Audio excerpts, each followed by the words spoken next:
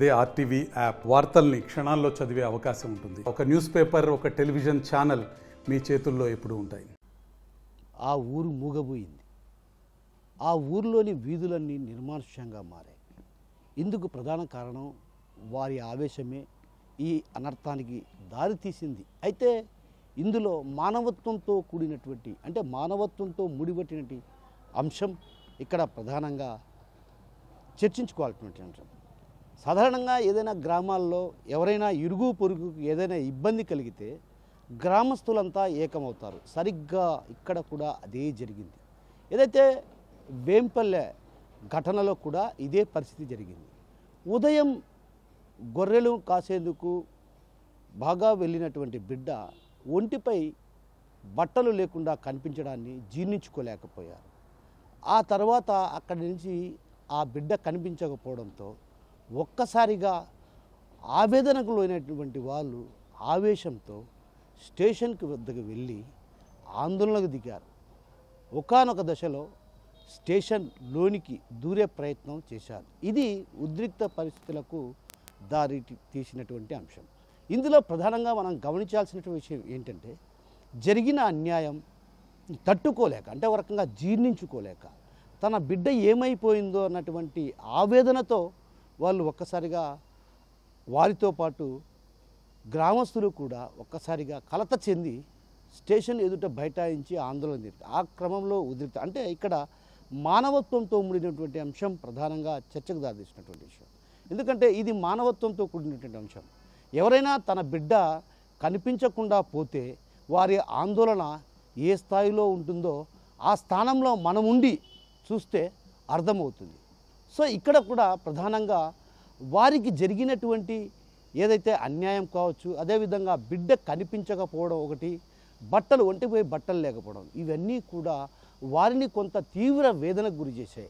ఆ వేదనలో వాళ్ళు ఒక్క రకంగా క్షణిక ఆవేశానికి లోనయ్యారు. అయితే ఒక్కసారిగా అక్కడ ఉద్రిక్త పరిస్థితులకు దారి తీయడంతో కూడా పోలీసులు కేసు నమోదు చేశారు. అయితే సాధారణంగా తొలుత పోలీస్ స్టేషన్కి వెళ్ళినప్పుడు వాళ్ళు మిస్సింగ్ కేసుగా నమోదు చేయడం అన్నటువంటి ఆరోపణలు కూడా బలంగా ఉన్నాయి. ఆ నేపథ్యంలోనే మిస్సింగ్ కేసు నమోదు చేశారు. ఉదయం వెళ్ళినటువంటి మైనర్ బాలిక రాత్రి వరకు ఇంటికి రాకపోతే ఎవరైనా కూడా ఆందోళన చెందుతారు, కలత చెందాల్సినటువంటి పరిస్థితి ప్రధానంగా కనిపిస్తూ ఉంటుంది. అయితే ఈ క్రమంలోనే ఇక్కడ కూడా వాళ్ళు అందులో కావాలని చేసిన తప్పైతే కాదన్నది ఇక్కడ ప్రజలు చెప్తున్నటువంటి మాట. ఏదైతే గ్రామంలో ఒక్కసారిగా 150 మంది పైన కేసు, ఒక రకంగా ఇందులో రాజకీయ కోణం కూడా లేకపోలేదు అన్నటువంటి ఆరోపణలు కూడా బలంగా వినిపిస్తున్నాయి. ఇందుకు ప్రధాన కారణం ఏంటంటే, ఏదైతే ఆ ఘటన జరిగిన తర్వాత అసలు ఎందుకు వాళ్ళు ఆ స్థాయిలో ఒక్కసారిగా కోపోద్రిక్తులు కావాల్సినటువంటి దానికి ప్రధాన కారణం ఏంటంటే విషయం కూడా పోలీసు అధికారులు కూడా మానవత్వంతో ఆలోచిస్తే ఖచ్చితంగా ఆ స్థాయిలో మన బిడ్డలు ఎవరైనా ఉంటే ఈవెన్ మన బిడ్డలకు కూడా అదే అన్యాయం జరిగితే గ్రామస్తులంతా ఏకమవడం సర్వసాధారణం. ఎక్కడైనా అది జరిగే పరిస్థితి. ఎందుకంటే ఎవరి బిడ్డైనా సరే చివరకు శత్రువుని బిడ్డను కూడా గ్రామీణ ప్రాంతాల్లో తమ బిడ్డగా భావించి ఇబ్బందుల్లో ఉన్నారంటే ఖచ్చితంగా వారికి కొద్ది గొప్ప సహాయం చేయాలన్నటువంటి భావన వ్యక్తం చేస్తున్నటువంటి పరిస్థితి గ్రామీణ ప్రాంతాల్లో కనిపిస్తుంటుంది.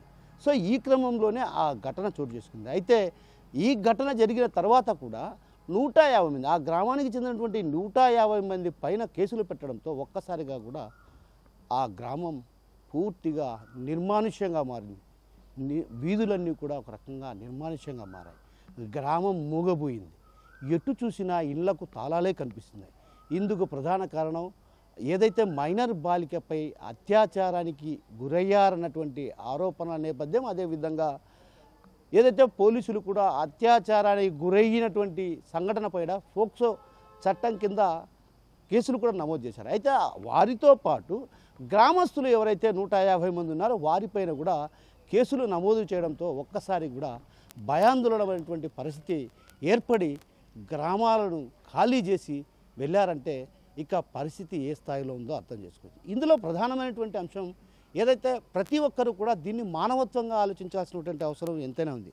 చివరకు రాజకీయవేత్తలు కూడా తమ స్వార్థపు రాజకీయాల కోసం ఓటు బ్యాంకు రాజకీయాల కోసం ఏదైతే ఈ మైనర్ బాలిక వ్యవహారాన్ని కూడా రాజకీయం చేశారన్నటువంటి ఆరోపణలు కూడా బలంగా వినిపిస్తున్నాయి. ఒక పార్టీ బాధితురాలకు కుటుంబానికి అండగా ఉంటే మరో పార్టీకి చెందినటువంటి నేతలు ఎవరైతే ఆ ఘటనకు పాల్పడ్డాడో వారికి అండగా నిలిచారన్నటువంటి ఆరోపణలు బలంగా వినిపిస్తున్నాయి. అందువల్ల కొందరు అధికార పార్టీ నేతలు పోలీసులపై ఒత్తిడి తెచ్చారన్నటువంటి ఆరోపణలు కూడా బలంగా వినిపిస్తున్నాయి. అయితే ఈ విషయంలో మాత్రం పోలీసు అధికారులు కావచ్చు, అదేవిధంగా ఎవరైతే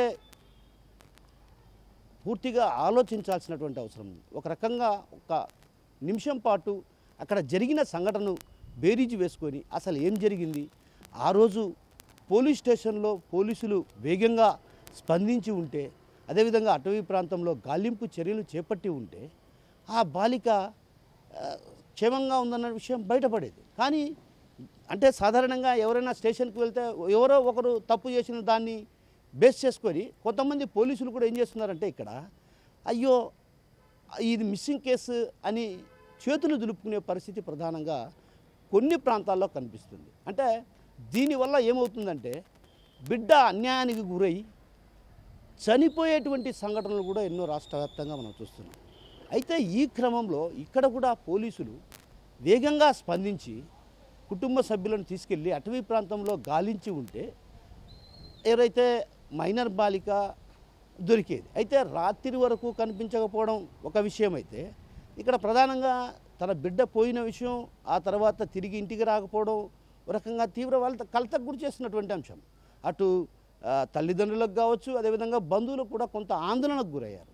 ఆ ఆందోళనకు గురైన క్రమంలో ఒక్కసారిగా ఏదైతే సోషల్ మీడియాలో ఒక రకంగా వైరల్గా మారి ఒక వీడియో బయటకు వచ్చింది. ఆ వీడియోలో చూస్తే టవల్ చుట్టుకున్నటువంటి పరిస్థితి, అంటే ఒంటిపై బట్టలు పూర్తిగా చినిగిపోయినటువంటి పరిస్థితి. ఆ దుస్థితిని ఎవరైనా చూస్తే మాత్రం ఖచ్చితంగా చెలించి ఓ రకంగా ఆవేశానికి లోనయ్యే పరిస్థితి ఉంది. సరిగ్గా ఇక్కడ కూడా అదే జరిగింది.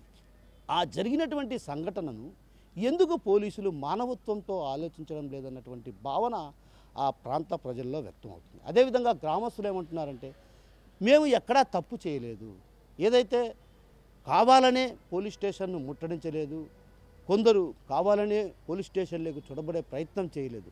జరిగినటువంటి ఘటనపై పోలీసులు వేగంగా స్పందించకపోవటం వల్లే మేము ఈ విధంగా ముట్టడి చేయాల్సిన పరిస్థితి వచ్చిందన్నటువంటి భావన కొందరు మహిళలు ఇప్పటికి కూడా వ్యక్తం చేస్తున్నారు. అంటే ఓ రకంగా పోలీసులు వేగంగా స్పందించకపోవడం ఒక కారణమైతే, పోలీసులు ముందస్తుగా ఏదైతే మానవత్వంతో ఈ అంశాన్ని ఆలోచించి ఉంటే ఈ పరిస్థితి వచ్చేది కాదు.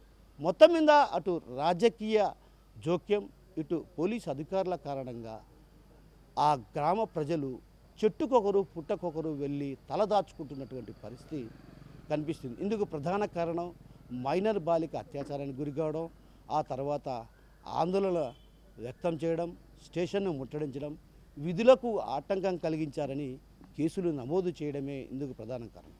ఇప్పటికైనా ఉన్నతాధికారులు ఈ వ్యవహారంలో జోక్యం చేసుకొని మానవత్వంతో ఈ కేసు విషయంలో మానవత్వంతో వ్యవహరించాల్సినటువంటి అవసరం ఎంతైనా ఉందన్నటువంటి విషయాన్ని గ్రామస్తులు కోరుతున్నారు. కెమెరా పర్సన్ హరితో కిషోర్, RTV, కడప నుంచి. అలా మేము ఏం లేరు వాళ్ళకి ఎంత ఇది ఇట్లా చేస్తే ఎట్లా సార్, మేము ఎక్కడ పోవాలా, ఎట్లా పోవాలా, ఎవరు పెడతారు చూడు. పని చేసినది సార్ లేదల్లే మేము, నువ్వు ఇట్లా చేస్తా అంటే ఎవరికి తెలుసు. కష్టం చేయాలా, డాగరే కట్టాలా, ఎందుకు తెలుసు ఇన్న కూడా చెప్తాండే మనకు తెలుసు. ఎవరన్నా సౌకర్యాలు ఉన్నారేమో, మేము కష్టం చేయాలా, మేము తినాలా, కష్టం లేకుండా పస్తు ఉండాలా. ఇట్లాంటి సవాసంలో మేము ఇట్లా చిక్కు పెడితే మేము ఎట్లా పోవాలా సార్? ఎట్లా పోవాలో చెప్పు, మీరే చెప్పండి.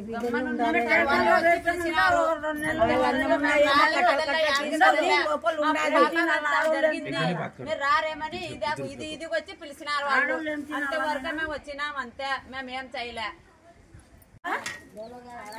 కాళ్ళు ముక్కింది అందరికి వాళ్ళంతా వచ్చి కాళ్ళు ముక్కినారు. చచ్చిపోయింది తల్లి తల్లి వాళ్ళ తమ్ముళ్ళు వాళ్ళ అత్తగారు వాళ్ళంతా వచ్చి చెప్పింటే పోయినాము.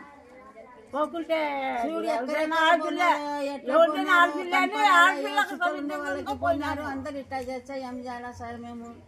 మరిన్ని వీడియోస్ కోసం ఛానల్ ని సబ్స్క్రైబ్ చేయండి. లేటెస్ట్ అప్డేట్స్ కోసం వాట్సాప్ ఛానల్ ని ఫాలో చేయండి. అండ్ లింక్ డిస్క్రిప్షన్ లో ఉంది.